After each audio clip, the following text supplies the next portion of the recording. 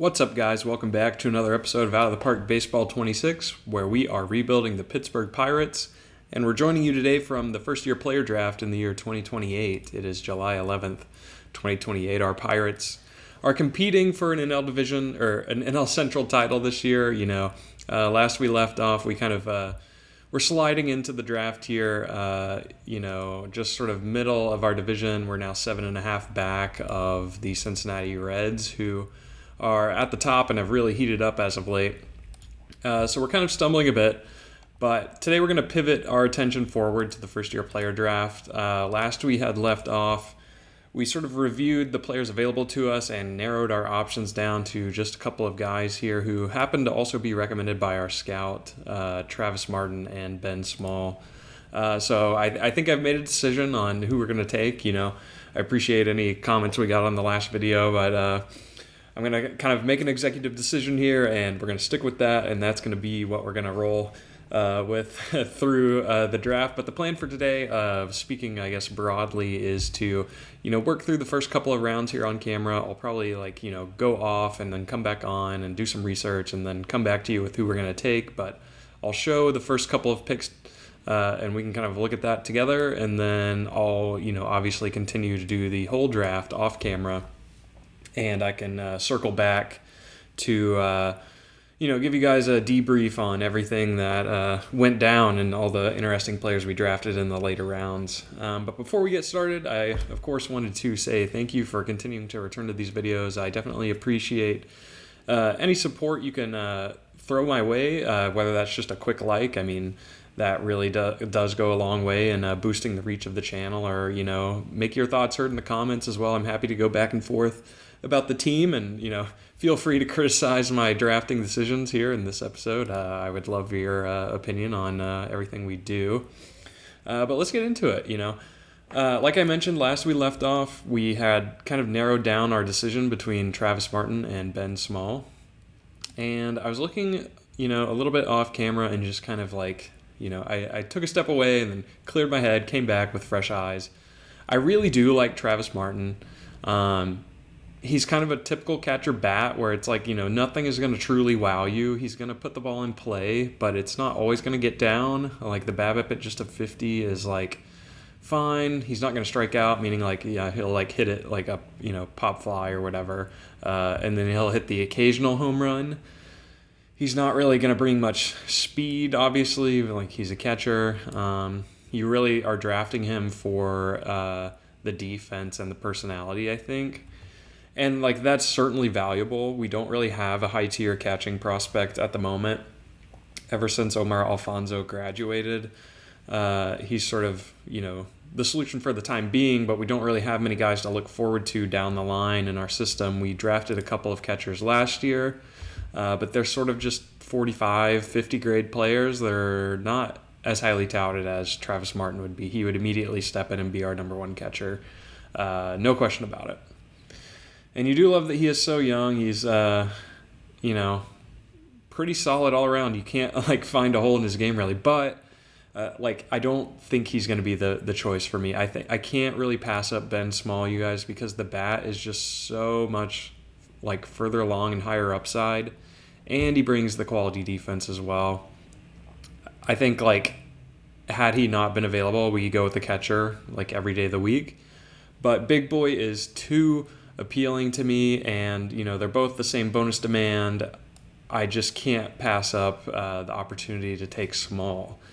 And I know we're really outfield heavy in our system. We have a ton of guys, but there's no guarantee any of them produce or make their way to the majors. We have guys like Connor Griffin, Gavin Turley certainly, but he's nowhere near the prospect of Connor Griffin or, Ben Small or, Phil Goodall, who we just took in last year's draft.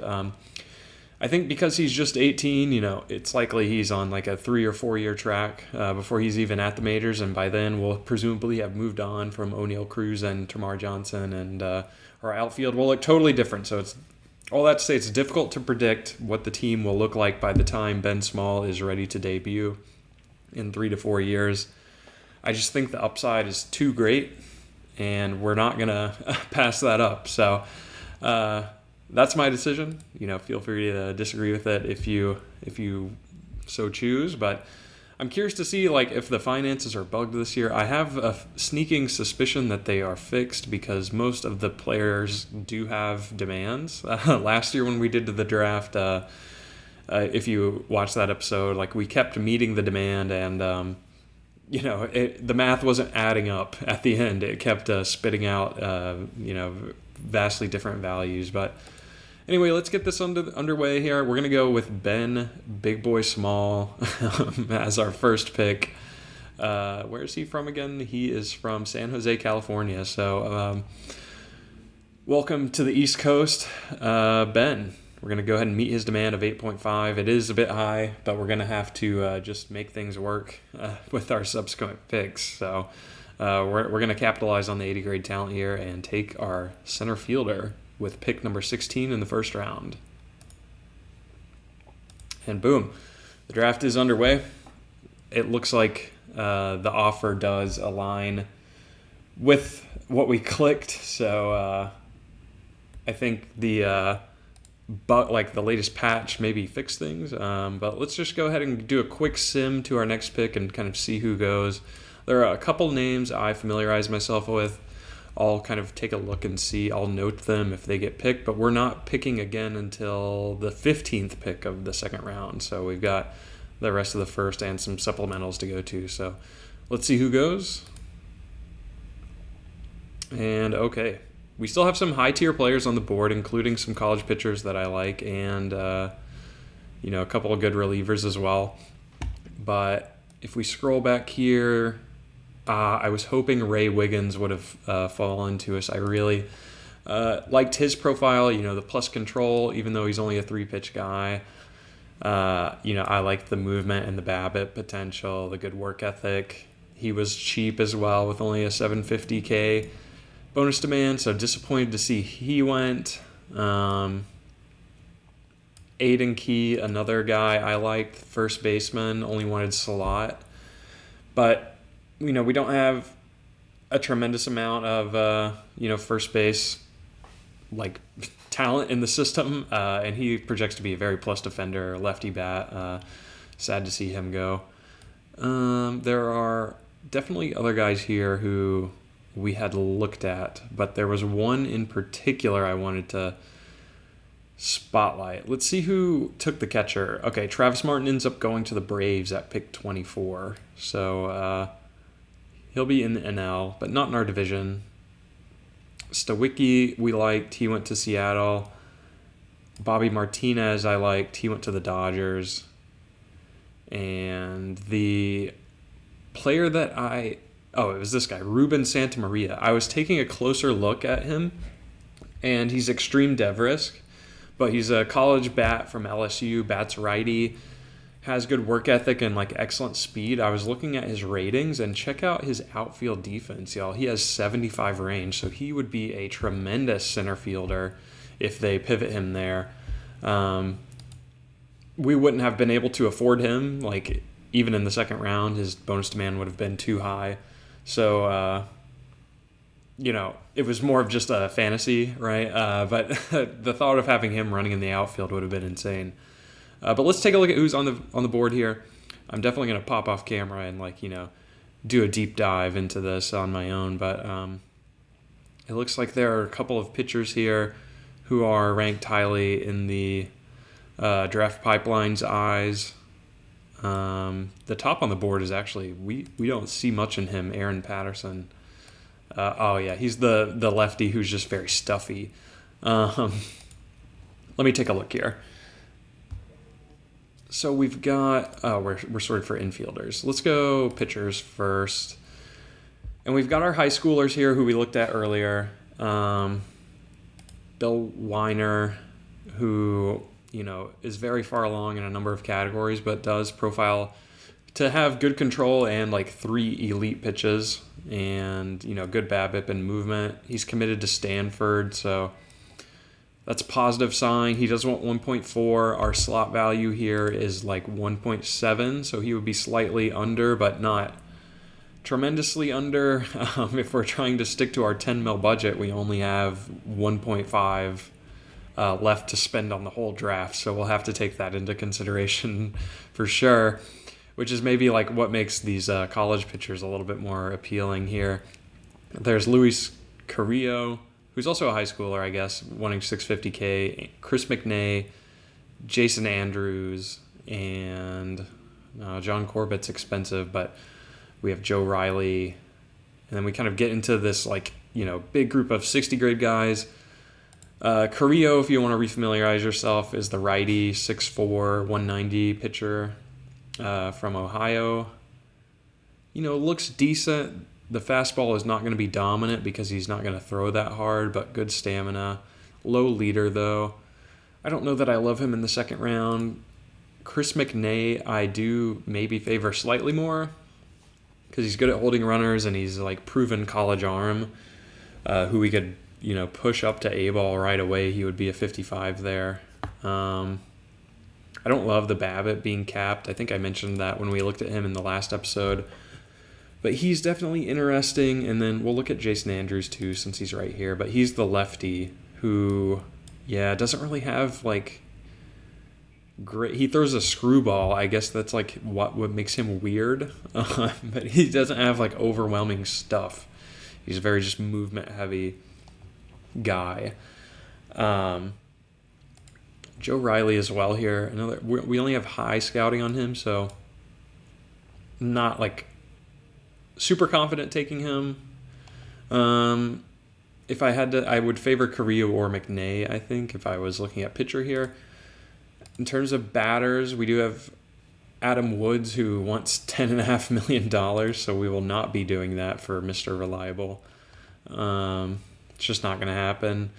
All of these guys want $1 million again, so it's I guess we just have to. Justin Lovett has a tremendous personality. Terrible arm, though. Really bad.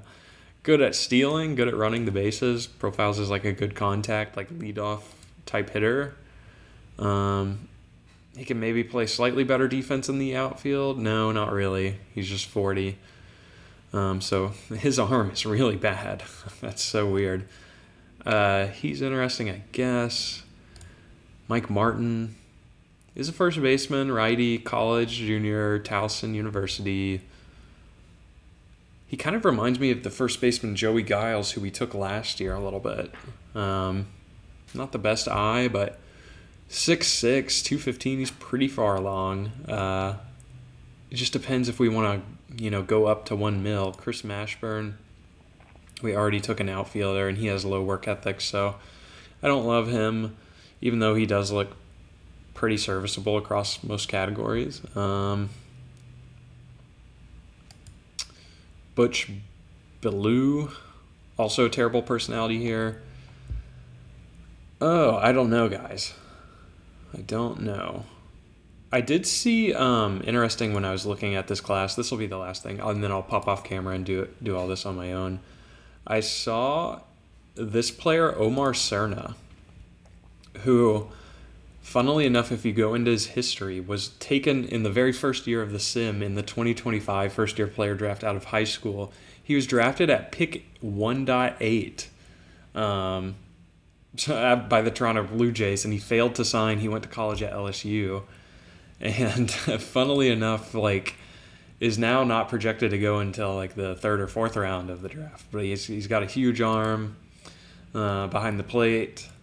At one point, we had him scouted pretty averagely back in 2025 at a 75 grade. So it's kind of just weird to see this, how players can evolve and change if they go back to school and all of that. I don't know if anyone else. I think this guy's the same way. He was drafted last year by Kansas City in the 5th round, failed to sign, went to a JUCO, and is now back at just 19. So kind of happens pretty often, it seems, in this game. But let me go off camera here. I don't know that we actually figured out much there when we were looking at the players together.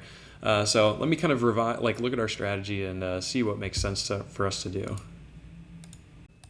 All right, guys, back here after much deliberation. I'll show you a couple of players who we are considering on the batter side, I'm kind of looking at infield, and I really like these two guys. First, Justin Levet, I think, is maybe the most intriguing, but he is a little bit more expensive at 1.1 mil.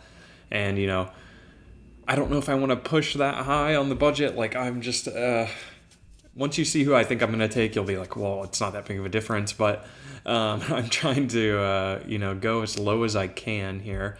And while he has a great personality, he has a terrible arm. I just don't know where he fits in. He's also not projected to go until much later in the draft, in the 5th round. So there's OSA sees him very strongly, but albeit with a low scouting accuracy. I don't know. I don't think he's our guy, even though I do like him. I also like Tony Lovett. So Levet and Lovett. Tony's a switch hitter here, and he could be an ideal leadoff guy, I think, and he's a little bit more versatile and more well-rounded, better defensively, and he's durable. He's projected to go very soon, I think, sometime in the next round. So he may not be available to us on our next pick, but $650K, I do kind of like that. He would fit our budget for sure. But I'm looking at the pitchers, and I think this is where we're going to go, guys. We're actually in the mock projected to take Luis Carrillo, who I think is very good. High school pitcher, good stamina, 3+ pitches, OSA, again, low scouting accuracy, but they view him highly as well. I don't know that I love the idea of taking him. He's committed to go to JUCO, and the 40 BABIP, he's just so far away. I want something that's more sure. So that leads me to the college guys, and we're kind of narrowed down between these two. So Chris McNay, who we've looked at previously, throws mid-90s, has good stamina. We think he can be awesome, have 3 really plus pitches and good movement, good control. We're very sure of this opinion of him, 70 grade potential. If we go to OSA, however, granted they are low scouting accuracy on him, but they see his stuff drop down to a 45, and we have it at a 50. They have his movement dropping, the quality of his pitches they have dropping much lower, whereas we have them much higher. Just makes me a little bit weary of what's the deal with him really, Chris McNay. So even though he's the cheapest, $600K, and we think he could just go straight to A-ball and do pretty well. The changeup might be a little risky to throw down there, but he ought to be okay. I don't think he's our guy either. The guy I have landed on is this one, Jason Solis from University of Houston. Great competition level. He's a little more expensive, $900K, but I like that he brings a more diverse pitch mix. He still has that plus control potential at 55, with the movement and the stuff. OSA sees him even higher than we do with an 80 grade potential, and they think his stuff can be off the charts. So just 21, still under 22. I am willing to consider him. It's worth noting that our scout sees less stamina in him, which would maybe be a bit risky. Should that drop down to the 30s, then it's well, can this guy even start, right? But I'm willing to maybe bet on that coming along a bit, and you can get away with being a starter with 40 stamina, 45 stamina. I just kind of like his vibe. I don't know. Something about this guy is speaking to me. So I think we're going to go with Jason Solis here. I do like that he's from a great competition level, so it's a little bit more proven, and he's I think younger than McNay by about a full year. Yeah. So I think we're going to go with Solis, you guys, over the infielder. So it's a $200K difference of budget compared to the top end infielder we were looking at, and it will bring us up to 9.4 mil spend on the draft. So we're pushing up against our budget already, and we still have 3 picks to go where we have to offer good value. So we may have to dip down to some of the guys who are looking for like 75K with these next couple of picks. But Solis is like 19th on the draft pipeline, view here. So we're going to kind of bet on that as well, even though he's not listed in our scouts' top recommendations. I just think he, is going to be pretty solid. So we're going to take Jason Solis here, get a college arm in the system. We're going to meet his demand of 900K. And no taking it back now. He's on our team. So let me know how you feel about that one in the comments. Let's go ahead and advance to our next pick here and see who remains on the board. Okay, so Carrillo is still there, although he wants 650K. That would, pretty much fully exhaust our remaining draft budget were we to go for him. There's still this first baseman here, too, who wants $10.5 million. So that's a little intense. We would likely need to go with somebody who's like in the 75K range or possibly 200K range on the high end if we're still looking to, get guys that have a bonus demand with our subsequent picks. Like we could go like a full like 600K here and then just go like, 50K or like, whatever those really, really cheap guys are in the 4th and 5th rounds. But I think I kind of want to spread our remaining 600K that we have budgeted like across the next 3 picks if we can. So let me do some digging off camera. I'll come back to you with some options in a sec. Oh my God, I'm just seeing Justin Levet went the pick before us to Arizona. That's brutal. Anyway, I'll be right back in a sec. And we're back here in the 3rd round. So I have, surveyed everyone available. We're not going to go with any of these scouting recommendations. They're simply just too expensive. I went to the draft pool and I filtered for players who are looking for less than 650K and kind of went through this list of guys to kind of, see if anyone caught my eye. There were a couple of players here. Wallace Cannell is, pretty young. He's not even 18. He's about to be, but he's still just 17. Canadian shortstop, likely more of a second baseman, but he's got a good personality. He's a baseball rat. First one in the park, last one to leave. And he's pretty well-rounded. He's just a little far away, 30 and 25, 20 at some of his grades, poor competition level. So I would be interested in taking him at some point. But, his demand is just 75K at the moment. But I don't think we're going to take him here. We're going to keep an eye and see if he's still available in a round or two. Also, there's a lot of these guys we looked at. Like the catcher's options aren't great. Like I don't love this Osdeek guy just because he can't he can't catch. So it's like, what does he do?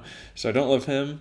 There was a pitcher, though, who caught my eye. This guy, Eddie Narajo, the 22-year-old Puerto Rican from Vandy, has great stamina, great at holding runners, throws low to mid-90s, but what you like about him is that he has the full kitchen sink, 6-pitch mix here. So he's like, if Tyler Holton had 75 stamina and threw righty, he's also 6'8", 220. So he's definitely a beast. OSA views him a little bit higher than we do. He's a little more expensive at 470K, so I'm kind of maybe he sticks around for another round and we can pick him up with our next pick. He's not going to be the guy we take. The guy we're going to take here, we're going to dip down into the 55s to actually look at this guy, Trevor Wonderly. And if you have a good memory and if you pay attention, you'll remember that we looked at him in last draft, the 2027 draft, where he was taken by the Brewers in the 3rd round, pick 14, 88th overall. He failed to sign with them, went back to college, and is now here at, almost 23 years old. So he's a good righty, solid defender at second, short, and I think he can play third as well. He's got good gap power, and, he's good at putting the ball in play as well. At one point, we viewed him as a 60 grade guy earlier this season, and like, last year around the draft time, we viewed him as like a 65 grade guy. So we think there may even be a little more contact bat to ball to tap into as well as a high. But I think he's just a safe, like, righty infield bat. We're going to eventually move on from guys like Piguero and Nick Gonzalez, and we're going to bring up, all these new infielders, Jordani. I'm thinking about, like, who's next after that. As far as, like, a righty bat, I think he's pretty good. He can immediately come up and, get ABs at, I think, the A-ball level with these ratings. And then his defense is, like, I think the bat is there for A-ball. I think his defense is maybe dragging him down to a 40 grade here. But I think he'll be able to hit right away. And then, just get good experience. So I like him as, like, a potential versatile third base. His low personality traits aren't that detrimental, like leader and loyalty. I don't mind that much. Really, the red flags are like baseball IQ and work ethic. So he's good all the way around. I think we're going to go with the shortstop from University of Central Oklahoma with our pick here. And then we'll kind of see if any of those other guys make it to our following pick. Tony Lovett is still here, by the way, but he wants too much money. He doesn't qualify for our current financial situation. So we're going to go with Wonderly here for just $120K. So that, leaves us with still a good chunk of change to play around with if we're being, smart with it. So we're going to meet his demand here. And boom, now we've gone back-to-back college players to go with our, high school outfielder. Let's go ahead and auto draft to our next pick here. And wow, Tony Lovett is still on the board. So is Joe Riley, the pitcher. Carrillo here as well too, $650K. So it's getting tempting to draft him, obviously. But let's see. We still have it filtered for players with low demand. So Wallace Cannell is still here. The second baseman, out of Canada. Is the pitcher still here? It does not look like it. It looks like the Vandy pitcher was actually drafted. So let's see where he went here, if we can find him. He went to Milwaukee with the 22nd pick in the third round. So that's unfortunate. I was hoping we could get him, the kitchen sink guy.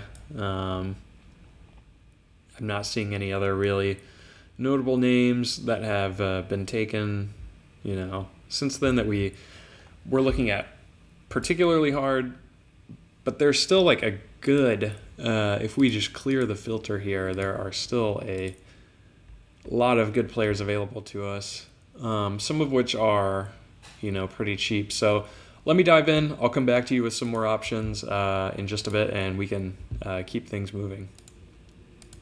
And not too much drama here. We had mentioned Wallace Cannell before, the Canadian shortstop second baseman who's committed to the University of Virginia. Just when I was looking at players in the pool who are demanding, less than $500K, he's really kind of at the top alone. Like, I don't really like any of these other guys available. There's a pitcher, Joe Imholt, who just has horrendous control. Like, he's throwing it, hard as crap, but he has no idea where it's going. And then there's like some relievers who I'm not interested in. The catcher we looked at earlier who doesn't know how to catch. And then this guy, Chris Sanders, who kind of just looks like a worse Trevor Wonderly who we just took. So I kind of like betting on the high upside of the 17-year-old. He's got a good personality, even though like usually with these Canadian guys, they immediately regress like down to like a 45 grade. I still like the idea of bringing him in and betting on his personality, leading to success. And he's the most cost-effective option here for us. I looked through all of these guys. I mean, believe me, there are, a couple of like more interesting college guys here too, who like John Watson as well is like, pretty well-rounded and like looks good, bats left. But I just don't know. I like kind of want a, higher lottery ticket upside pick. Jay Johnson does look good as well. But I think I've decided we're going to go with Wallace Cannell. We're going to bet on his, personality and bat to come along, and he's also very cheap at just $75K. So we're going to meet his demand and move along here to the 5th round. This will be the last pick we make on camera together. Let's see who is available for us. And Carrillo is still on the board, which is crazy. He still wants $650K. It's like the game is begging us to take him. But we're going to try to resist. Tony Lovett is as well. Wow. But okay, good. Jay Johnson is still here, and he's only wanting $75K. So I'm not going to take him right here. But we had just looked at him, and I was like, I was about to say, give me a minute. I need to think about it more. But I kind of like him as like a corner outfield, righty bat. He's committed to Michigan, good school. He's a little bit older for a high school prospect, but he may be interesting to us. Let me do some recon. I'll be back with a decision soon. And yeah, ultimately I took a look at the pool and I just landed on Jay Johnson being the most cost-effective player for us in this, situation. He's only wanting $75K, and he looks like a pretty well-rounded bat, Not that he would ever, star on a team down the line, but I just think he's good value at this spot. So we're going to take the University of Michigan commit Jay Johnson here and meet his demand of $75K. And that brings our total draft spend up to $9.67 mil. So that'll be nice. We'll end up saving $330K toward our profit margin on the year. But next time you see me, I'll have completed all of the draft, and we can review together as a group if we got any exciting steals later on. So stay tuned for the full wrap-up. And we've officially wrapped the 2028 draft now. I don't think there are too many, exciting players in the back half that I think will eventually make an impact for us. I thought last year's draft was a lot stronger in rounds sort of like 10 through 15 than this year's. We did sort of have our hands tied a bit with the budget, but I'll go ahead and review all of the guys that we took since we last left off with Jay Johnson. We came back with a couple of pitchers here, kind of like 4 straight picks of pitchers actually. So we went with this guy, Ed Bratton. I know what you're thinking. This is like a very bizarre pitcher, but I kind of just wanted to try it. He was one of the few 50-grade potential guys available at the time, and I don't know. I like never draft players that have this archetype, so I kind of just thought, like, what the heck? Let's try it. He, may turn out to be somewhat decent. I don't know if the velo, if we can unlock something there, like into the mid 90s with our mechanics coaching or not. It'll be interesting to see, but he'll at least be a good test case for us at 6. I think the guy we got next in the 7th round is maybe a little bit better. Madison Powers throws in the mid to upper 90s. Is only 40 stamina, but has like plus stuff. We see him like much lower. OSA sees him as being like godly, but that's partially why we took him, to be honest, is that discrepancy. But we're a little more conservative on his outlook. Maybe he turns into something, who knows. We took a reliever here, Jeff Powell, who is just 17 years old, about to be 18, but he's good at holding runners, 2-pitch guy, fastball curve. Feel pretty decent that the control can come along. I like the plus control. I like the movement potential with him, and I kind of wanted to load up on a couple of younger relief pitchers in this draft. We also took David Boy, who we believe has like an 80 grade fastball and can throw some real heat over the top. So another 50 grade guy here. OSA sees him a bit differently. They see his fastball as being a little weaker. But, just another kind of lottery ticket arm to take a chance on there. And then we sort of doubled back to position players. Ron Burks is actually going to go straight to A ball for us. He's 22, almost 23, but good glove, good personality. Kind of just profiles as like a backup middle infielder down the road. But we think he can go to A ball and definitely hit right away, or he should be close enough to hitting. I think the defense just needs to come along a bit and. He's a capable shortstop too, like 60 with 60 range and a good arm. Switch hitter also, by the way, like didn't mention that. A little stronger against lefties, but pretty good against both sides. So he could be sneaky value late. Just a 45 grade guy, but a college bat from Indiana University. And then we also took another pitcher before we get back into the bats. We took Bill Zimmerman, who is another young closer. Also viewed as a 50 grade talent with an 80 grade fastball and 80 grade cutter. So as long as the control maintains at average, like he ought to be good. The disadvantage with him is low stamina. But maybe he turns into something. Who knows? He throws hard at least.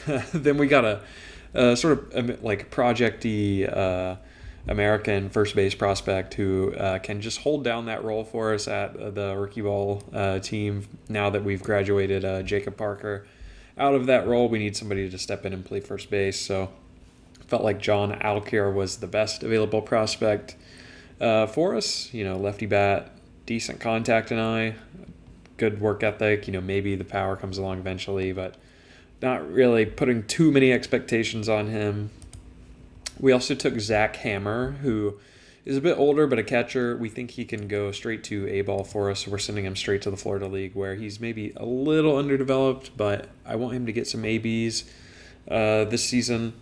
And, I think he can be a quality defender for us. He's just kind of be organizational depth, but he sort of profiles as like pretty average across most categories. So, I guess it's possible he would factor for us at some point down the line in the majors, but likely just in like a backup sort of role. I think, there are other guys here. Jordan Thompson, we only have average scouting on him, so he's like just he can't really field. He's a contact first, middle infielder at rookie ball. So, at this stage of the draft, we're just drafting on like personality and upside. So we're taking a lot of guys with strong personalities like Ray Dunn here, who, could maybe tap into something down the road. Same for Chris Simon, another catcher, but I just felt like he was interesting because he also brings outfield versatility, and he actually has decent range out there as well, 60 range and 60 arm. So he's kind of just a weird player. Felt like would be cool to bring on and just see what happens with him. And then we took another outfielder here, Zachary Bennett. Same story, like good outfield range and personality traits, even though the bat is a little subpar. A lot of these guys will probably just be minor league depth if we're, being totally honest with ourselves. Another hard-throwing reliever here, Jorge Rivera. He'll actually go straight to A-ball as well. He's out of University of Florida. So he looks pretty decent there. Maybe a little susceptible to home runs, but the fastball is above average already, so hoping he can figure it out there. Last guy, we got two more here, but just two more pitchers. Mike Ware is a bizarre 17-year-old. He was committed to, I think, Oklahoma State, and that kind of caught my eye, and I think he has a big fastball, slider, changeup. He's likely just a reliever with this control, even though he does have good stamina. And he weirdly throws a screwball. I think I might just go in and delete that off of his profile because I don't want anybody throwing a 25 grade pitch, no matter, even if it is weird. I think it'll just hurt him to have that. So we'll just go ahead and remove that maybe and leave him as a fastball, slider, changeup guy. And then finally to wrap things up, Travis Woodbury, just kind of another balanced young pitcher, 18 years old. Maybe has some velo to unlock, good at holding runners. But yeah, I think, we really kind of knocked it out of the park with our first three picks. I really like all of those guys. We'll see if anyone else ends up factoring down the road here. I think Ben Small, though, is looking like tremendous. I was taking a peek at his ratings relative to A-ball. I think we can push him straight there, you guys. Like, these contact ratings are, really, really good. If he struggles, maybe we bump him down to rookie ball to start next year, but I think he'll just benefit from getting reps at the A-ball level. And like we're very certain, we have very high scouting accuracy on him. So as soon as he signs, I think we'll push him there. He's actually more advanced than Phil Goodall, who we just pushed there. We can actually look at it from this screen. Phil Goodall, he's only played in 4 games, so like he doesn't really have much of a stat line to speak of. But Phil Goodall has, a couple ratings in the 50, but like 35 grade power, 40 eye, 40 grade overall. And Ben Small is 45 at every category, so he's like a little bit better at power and just needs the defense to come along. So really happy we ended up going with Big Boy as our first pick. Jason Solis as well. We're still on ratings relative to A-ball, so he can go straight to A-ball, I think, and settle in hopefully relatively quickly. All of his ratings look good, except maybe the control, as long as he's not walking a ton of guys. He ought to be able to go straight to A-ball, and same for Trevor Wonderly. His defense should play. I think we may change him to second baseman once he joins our team. We'll just change his position, but the bat's there already. I think he'll likely get some production this year during the back half of the season. So that's going to be a wrap on the draft, you guys. I think I'm also going to end the episode here just because, I think it went a little bit long, and I still have a lot of contemplating to do with regard to the trade deadline, I think we're in an interesting spot. The team has definitely regressed back. Cincinnati has put such a large distance on us in the last 2 to 3 weeks of game time that I'm kind of reconsidering maybe we need to figure something out here at the trade deadline. So I'm going to take a little bit of time to sort of think about what those needs may be. I don't really know what it could be. I mean, I think it needs to be offense if we're going to our team stats, and we're still first in ERA and pitching, and all of our pitching and defense is looking good. It's just all the batting stuff is slipping to bottom half of the NL, and we're now 8th in runs scored. So I don't really know who to kick out. I mean, it would obviously be Brian Reynolds, but he expects to start, and he's on contract for the next 2.5 seasons at $15 million. So I feel, it would just be I don't want to get into a situation where he's demanding a trade and then we send him away and then it's just $15 million of sunk cost. But I mean, I don't know. I don't even think anyone would trade for him. I think we would just have to waive and DFA him. So it would just be really messy to try to replace him, even though it would make us a better team, obviously. And then we have kind of the third base situation between, Mark Vientos and Aiden Miller. I tried to isolate their stats on this table for you, but Vientos has hit 15 homers, so he's pretty decent at that. It's just he's not hitting for average whatsoever, and he's just kind of replacement level player. So we could look to upgrade there.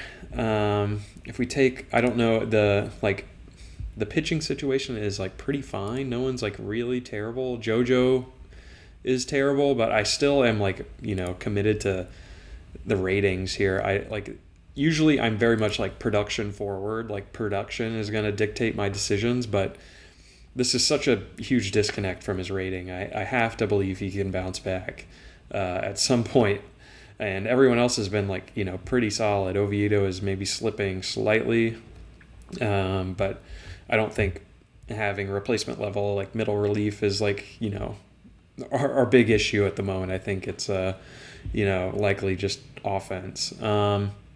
Let's take a look at the trade block before we wrap up. This is sort of an extended outro so maybe the episode is going a bit longer than I expected, but. If we go to all batters here, okay, we have Dalton Varsho here, who, obviously tremendous fielder. I had to double check we're still on MLB ratings because his fielding is off the charts good. But he's just a 103 WRC plus hitter, and he's very expensive. He's making $25 million this season, so don't know that he is our answer. If I'm thinking Derek Hill has a torn PCL, so that removes him from the conversation. Who else on here is like somewhat I mean, Spencer Steer, but we wouldn't trade in division, so that would be, that would break my immersion. Randy Rosarena has a shoulder issue for 2 weeks. Joe Adell is here. How is Joe Adell looking? I mean, he looks bad, you guys. I don't know if I want any part of Joe Adell. He's a negative WAR player as well. So I don't know. It's kind of slim picking here on the trade block as of now. Stephen Kwan's here. I don't know that it makes sense that San Diego would be sellers. Same for Kansas City and Ozuna. What is his contract situation? He's making $34 million. Oh my gosh. I doubt there would be any way to pry him away from Kansas City, and well, they are pretty well under 500. So, but why would they want Brian Reynolds? I don't know. If we go here to trade for them and we just throw Brian Reynolds on there, and ask them to retain 20% of his salary? Are they unable to retain anymore? They're equally pushing up against the budget scale, so this is just not going to work at all. I don't know, where am I going here? Trading block. There's just not many options out there, so I'll take a look, though, too, at the teams that are just underperforming and kind of see if there are any deals that maybe make sense for us off camera. But I'm curious your thoughts on, the draft. How did we do? Let me know in the comments. Are you happy with our picks? We were trying to operate on a tight budget, and I think we were pretty successful in doing so. So let me know what you thought of that. And then let me know how you would shake up the lineup for the second half of the season here. We're going to push through the All-Star break, and toward the end of July in the next episode, we'll likely handle the trade deadline. And I expect we'll move a little bit into August as well, just because I kind of want to, cover some good ground since I kind of left you guys stagnant here with just the draft only. But get that feedback in the comment section. I'll be sure to, reply, and, we can kind of explore the conversation a bit. But as always, I appreciate you guys for tuning in to another episode. Definitely feel free to subscribe if you are, finding yourself returning to these videos often. But I'll be back with a new episode for you soon. Check you next time. I'll see you later.